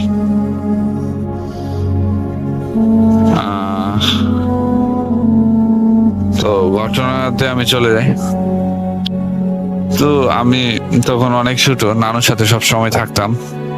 14 বছর বয়স, আর কত বড়। তো একদিন হুট করে রাত্রে 1টা বাজে আপনার 2 জন মহিলা নানুকে গড়ে ডাকতে আসছে হারিকেন হাতে নিয়ে। তো নানু ঘুম থেকে উঠলো, উঠে দেখে যে প্রতিবেশী পাশে বলতে কি মোটামুটি একটু দূরের 2 জন মহিলা আসছে নানুকে নিয়ে যেতে। তো নানু একটা সিস্টেম ছিল কি, রাত্রেবেলা কোনো জায়গায় গেলে আমার সাথে নিয়ে যেত। তো আমার ঘুম থেকে তুলে, তো আমি ঘুম চোখে নানুর সাথে বুঝতেও পারতেছি না যে নানু কই নিয়ে যেতেছে। তো এরকম একটা পরিস্থিতিতে আমি নানুর সাথে যাই। তো অনেক রাত্রে হারিকেন নিয়ে যাই পাশের বাড়িতে, ডেলিভারি একটা প্রবলেম, তো নানু ডেলিভারি করায়। তো রাত্রে ওই রাতেই নানু ওইখানে থাকে, তো বাড়িতে আর বলা হয় না যে আমি ওই জায়গায় থাকবো।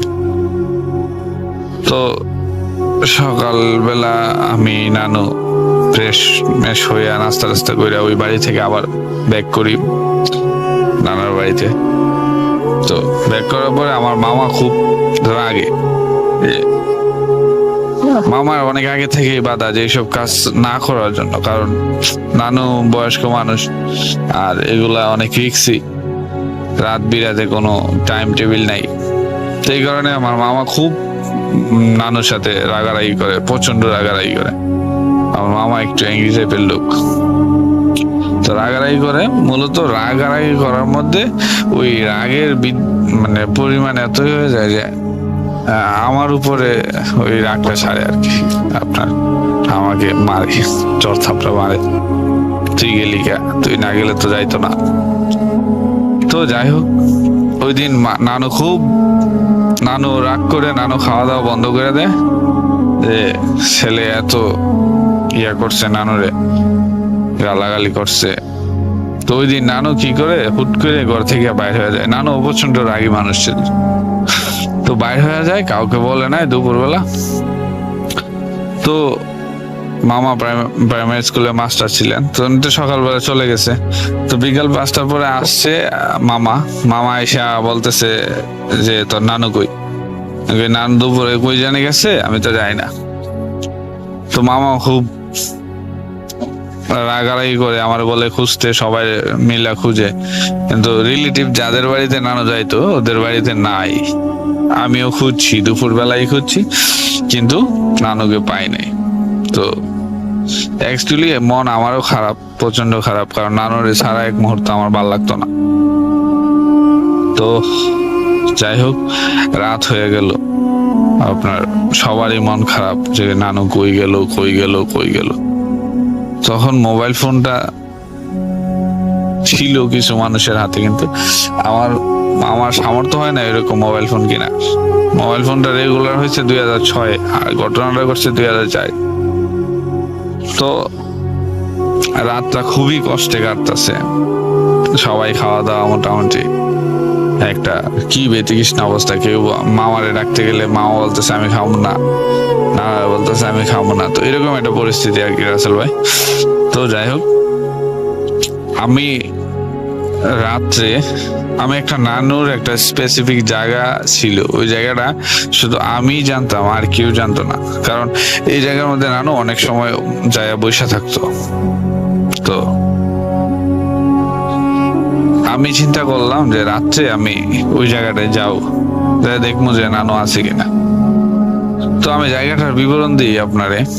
জায়গাটা এমন একটা জায়গা, আমার নানুর বাড়ি থেকে আপনার একটু দূরে বলতে কি মাঝখানে 2টা ক্ষেত আছে, তার উপরে একটা উঁচা ক্ষেতে ক্ষেতটার উপরে আপনার 2টা তাল গাছ, একটা বড়ই গাছ।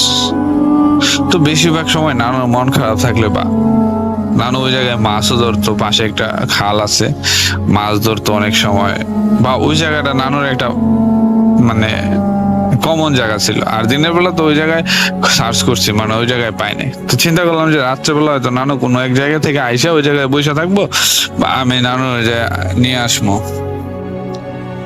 তো কি হইলো, আমি তখন রাত 9টা কি 9:30 বা 10টা বাজে এইরকম টাইমে আমি লুকায় গেছি মোটামুটি। মামা আরেক রুমে মামি নিয়ে শুয়ে গেছে, আর নানা একলা করে বসে রয়েছে। নানা খুব চিন্তিত, কই গেল। নানা অনেকক্ষণ বিশ্রাইছে, তারপরে পায় নাই। তো আমি পিছনের দরজা দিয়ে বের হইয়া, আমার হাতে কোনো কিছু নাই, লাইট কোনো কিছু নাই, কারণ আমি বের হইলে আমার মামা আমার খুব শাসন করতো। তো এত রাত্রে বাইরে হইলে অবশ্যই আমার যাইতে দিবে না কোনো জায়গায়। তো আমি চিন্তা করলাম আমি নিজে যাবো। তো আমি আস্তে আস্তে হাঁটতে ওই ক্ষেত পার হইয়া, ক্ষেতে মোটামুটি একটু তখন পানি ছিল, আর খালেও মোটামুটি পানি ছিল। এই হালকা পাতলা পানি বলতে কি মানে জোয়ারের পানিগুলো আর কি, আপনার হাঁটু সমান পানি। তো আবার ওই খেতে যাইতে ওই দিক দিয়ে মানে আমার নানুর বাড়ি আরেক পাশ দিয়ে খেতের রাস্তা আছে ওই জায়গায় যাইতে। তো আমি কি চিন্তা করলাম, অ্যাঙ্গেলে চলে গেল। তো যায় আমি উপরে উঠবো, তো এমন সময় আমি মানে ক্ষেতের ডাউনে আছি আর কি, মানে উপরের দিকে উঠি নাই। এমন সময় আমি শুনতেছি আমার নানু কণ্ঠ কাউরে বলতেছে যে তোরার জন্য আমার কষ্ট লাগে, তোরা আমার কাছে আসবি না, ঠিক আছে আমি যা ভালো আছি। আর ওইডারে দুইটা থাপড়া দে, এটা বড় বিয়াদব। তো আমি চিন্তা করলাম নানুর কণ্ঠ, কার সাথে নানু কথা বলতেছে। উপরের দিকে তাকাইলাম, তো রাত্রিবেলাতে চাঁদনি রাত, কিন্তু সবকিছু ক্লিয়ারলি দেখা যায় না, কিন্তু আমি দেখতে পারতেছি যে আমার নানু, কারণ আমার নানু একটা লাল চাদর পরতো সবসময়, গায়ে দেওয়া রাখতো। ওই চাদরটা দিকে আমি বুঝতে পারলাম যে নানু সামনের দিকে মুখ দেওয়া আছে, কিন্তু আমি পিছনের দিকে, অনেকটাই পিছনে ডাউনে আছি খেতে। তো আমি ওইখান থেকে, কারণ নানুর সাথে আমার এতই সম্পর্ক ছিল যে মানে আমি নানুর কোনো কাজে বা কোনো কিছুতে অনুমতি বা একটা আছে না যে আমি ভয় পাইলাম নানুর, এরকম ছিল না। কারণ নানু মোটামুটি তখন ছোটকালের একটা আমার বন্ধু ছিল। তা আমি ডাক দিলাম, নানু তুমি এখানে কি করো? তো নানু পিছন থেকে আমার শব্দটা শুনতে পেয়েছে, ডাকটা শুনতে পেয়েছে।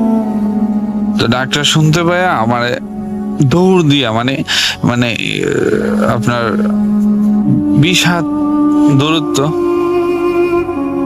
নানু এত স্পিডে আমার কাছে আইলো, আয়সে আমার জড়ায় ধইরা সেরা চাদরের ভিতরে মানে কইলো কথা কবি না, চুপ চুপ চুপ। তো নানু আবার ওই জায়গায় নিয়ে গেল। তো নিয়ে যাওয়ার ক্ষেত্রে আমি যা দেখলাম যে মানে 4 দিন রাতে আমার এখনো বলতে গা শিরশির করতেছে। 4টা বিড়াল এবং বিড়ালগুলা খুব কালো, শুধু চোখগুলা লাইটিং করা, মানে একটা লাইট মারতেছে আর কি, বিড়ালের চোখ রাত্রিবেলা যেরকম হয় আর কি। তো একটা স্পেসিফিক রাউন্ডে এরা মানে সেনাবাহিনী যেরকম আপনার দাঁড়া করে রাখে না অ্যাসেম্বলির সময়, এরকম একটা লাইনের মধ্যে 4টা বিড়াল দাঁড়ায় আছে, এবং কি সামনে অনেকগুলা খাবার।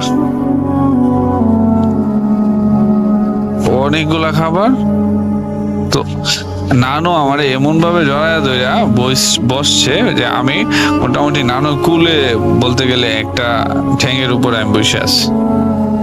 তো হালকা একটু শীত আছে, শীত ভাব, চাঁদনি রাত্রেবেলা। আমার নানু বলতেছে তুই কোনো কথা বলবি না, কানে কানে বলছে আর কি, আর ভয় পাইবি না। তো আমি দেখলাম মুহূর্তের মধ্যে 4টা বিড়াল নাই, মানে একটু চোখটা ঘুরাইতে দেখি বিড়াল গুলো আর নাই। মানে আমি একটু আবার তাকাইলাম যে এদিক দিয়ে যাইতেছে না, কোন দিক দিয়ে গেল এগুলা। ছোট বয়স, বিড়ালের প্রতি খুব ইন্টারেস্টিং। তো নানু কইলো খাবি? আমি কি কই যে দেখ খাবার, কত খাবার।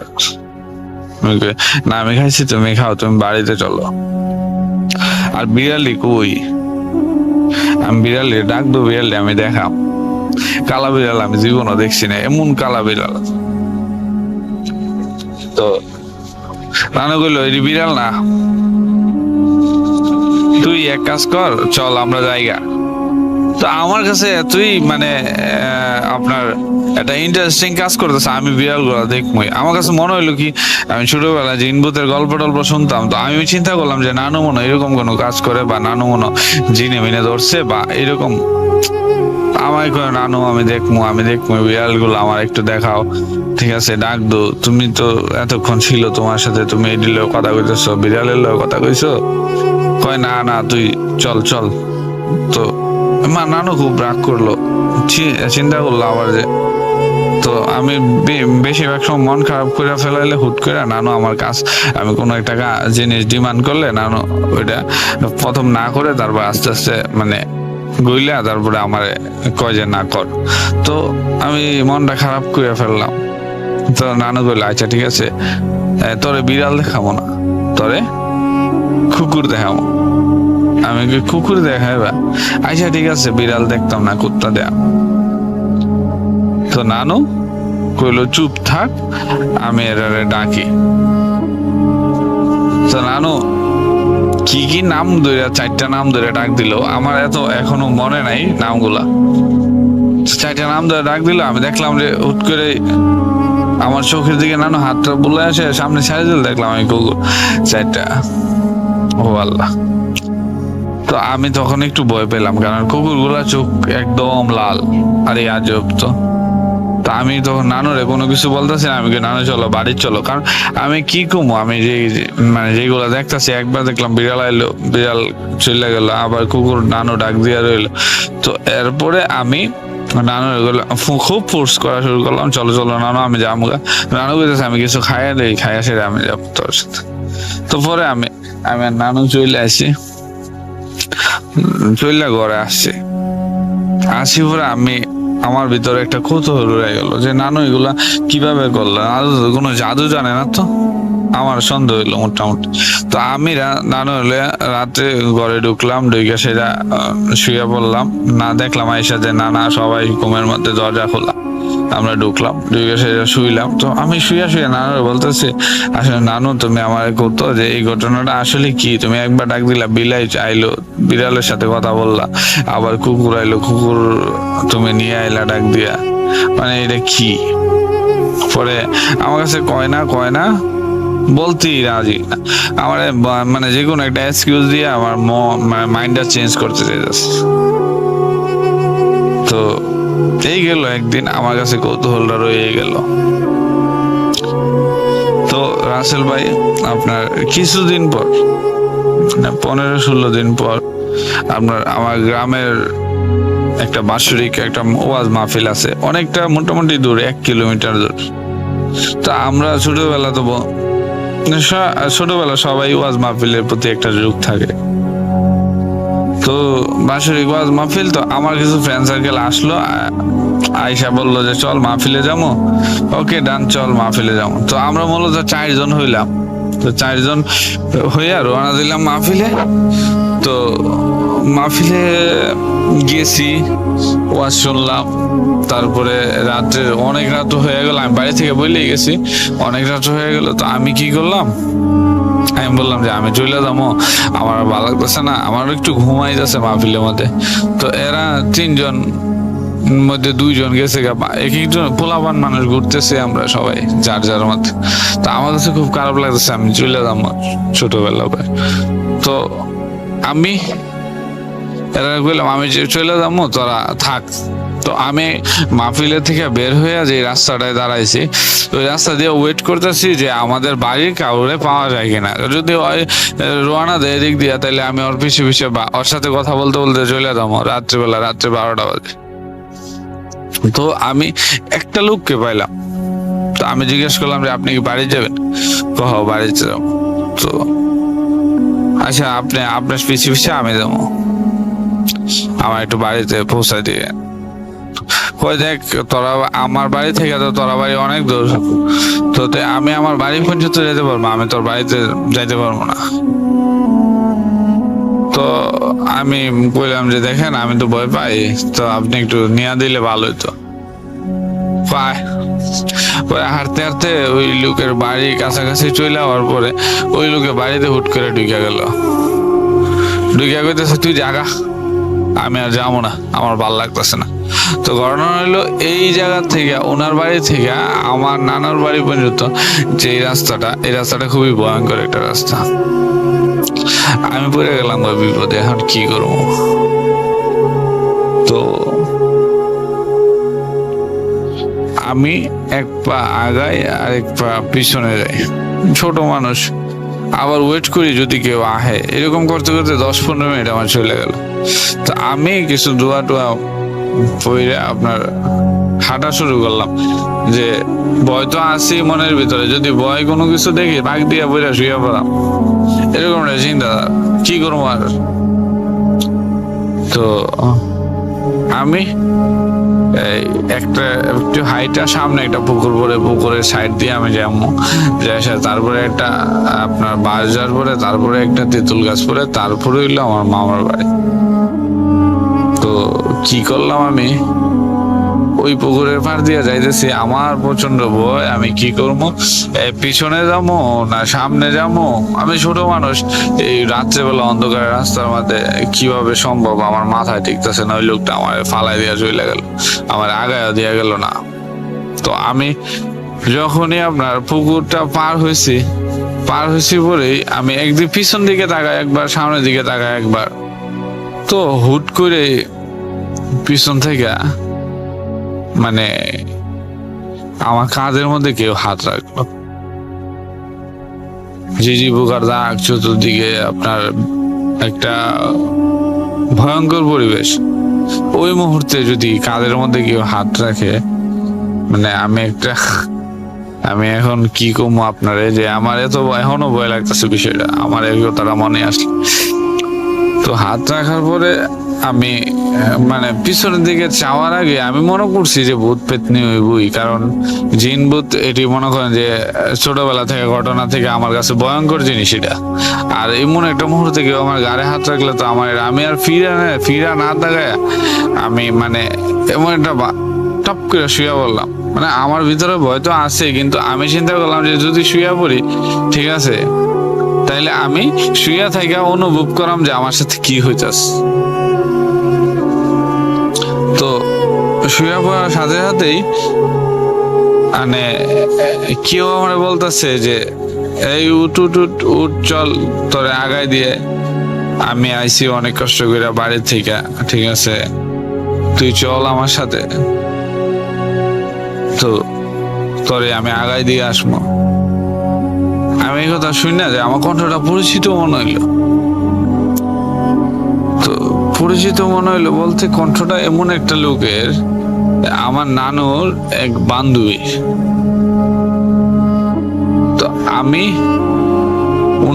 ওনার সাথে আমার একটা ভালো কন্ডিশন, নাতি বলে ডাকতো, পাশের বাড়িরই কাছাকাছি। তো ওই নানুরে আমি বললাম, নানু তুমি? আমি উঠে গেছি ডাইরেক্ট। কহ আয় চল তোরে লয়ে যায়, আমিও তোরে নিতে আইছি। আচ্ছা, তো আমি নানুর পাইলাম, পায়ে হাত ধরলাম, সবকিছু ওকে আছে। আমি ওনার সাথে হাঁটতে গেলাম। আমার বললো তুই সামনে থাক, আমি পিছনে আছি, তোর তুই চিন্তা করিস না।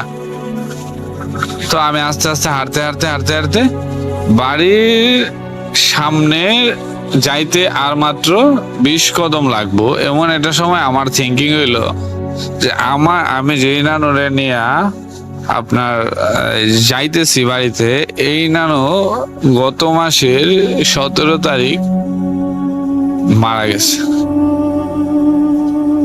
আমি ওনার কবরে মানে জানাজা টানাজা সবকিছু করলাম, খাবার দাবার করাইলাম, মানুষের জেফত হইলো, উরুস হইলো, সবকিছুই কমপ্লিটেড। কিন্তু এটা কিভাবে সম্ভব? তো আমি যখন আমার নানার বাড়ির পাশে সামনাসামনি আইসি 20 কদম দূরে, তেমন একটি কারেন্টে একটা বাতি মামার বাড়ির কোনায় ছিল। তো আমি এক দৌড় দিয়া বাড়ির কাছে আইসা তখন পিছনের দিকে তাকাইলাম। এর আগে তাকাই নাই, কারণ আমি আর পিছনে তাকাইতে পারবো না, কারণ আমার কাছে এটা সম্ভব না। কি আমি এটা মানে অনুভব করলাম পিছন থেকে, আমি ওই বাড়ির কোনাতে থাইকা তখন পিছনের দিকে তাকায় দেখি আসলেই তো কেউ নাই। আমি অ্যাকসেপ্ট করছি জিনিসটা, কারণ এটা স্বাভাবিক। কিন্তু আমার ভয়টা কাইটা গেছে, কারণ আমি এখন বাড়িতে এই কোনাতে আসার পরে দেখি নানু আমার পিছন দিয়ে ডাক দিছে, তুই একলা আইলি গিয়ে লেগে এই করলি গিয়ে তোর লেগে আমি ওই তোর মাসের বাড়ি সে নানুরে বাড়াইছি তোরে আনার লাগিয়া। আমিও নানুর কথায় অবাক হয়ে গেলাম, নানু তুমি কৌ কি? এটা কিভাবে সম্ভব? নানু তো মারা গেছে কিছুদিন আগে। আয়, তুই ভয় পাইছ? না, আমি কি ভয় পাইছি না? মানে ভয় তো প্রচন্ড ভয় পাইছি। পরে আমার পরের দিনে আপনার এই কিছু গাছের তাবিজ টুবিজ আমার শরীরে লাগাই দিয়া কইলো যে ভয় পাইস না, এই রাত্রে ঘটনায় তুই একলা ছিলি তো আমি তোর হেল্প করার লেগে তোর নানুর বাড়াইছি। আমার কোনোভাবে বিশ্বাস হইতেছে না যে এইসব কাজগুলা অহরহর ছোটখাটো কাজগুলা চলতোই। তো আমার এই বিস্ময় কোনো সময় নানু কাটায় নাই। নানু 2008 সালে মারা যায়। তো আমি এগুলা কারো কাছে শেয়ারও করি নাই, কারণ শেয়ার করাটা নানু আমার অনেক আগে থেকে মানা করে দিচ্ছে। তো আজকে অনেকদিন পরে মনে হইলো যে আমি ভূত এফএম এটা শেয়ার করা দরকার। তো আমার এই ঘটনাটা যদি প্রচার হয়, আমি আরো ঘটনা আছে, অহরহর ঘটনা আমার নানুর সাথে। কারণ আমার নানুর মৃত্যুর শেষ পর্যন্ত আমি নানুর সাথে ছিলাম। অনেকগুলো ঘটনা আছে। আজকের ঘটনাটা অনেকটা লং হয়ে গেছে। পরবর্তীতে আমার ঘটনাটা প্রচার হলে আমি ইনশাল্লাহ আরো অনেকগুলো ঘটনা আপনাকে পাঠাবো। রাসেল ভাই দোয়া করবেন। আর ভূত.com লং লিভ। আশা করি ভূত.com অনেক দিন আমাদের সাথে থাকবে। আসসালামু আলাইকুম।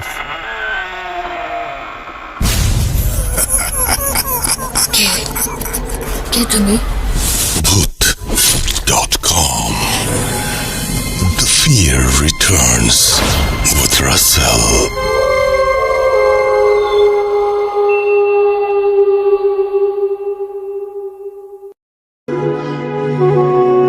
আপনাদের সবাইকে অনেক অনেক ধন্যবাদ এতক্ষণ পর্যন্ত আমাদের সাথে থাকার জন্য।